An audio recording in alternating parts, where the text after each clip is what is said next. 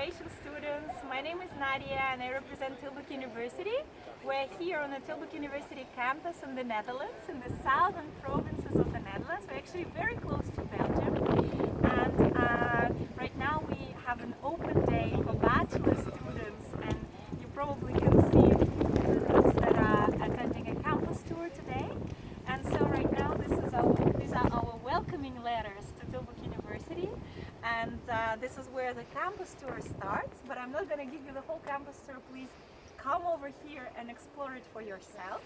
We also have a study area over here with electric sockets, and where students can really sit back, relax, charge their mobile phones, for example. And we have a very sustainable campus here with like solar panels on the roofs. We have a smoke-free campus as of this year.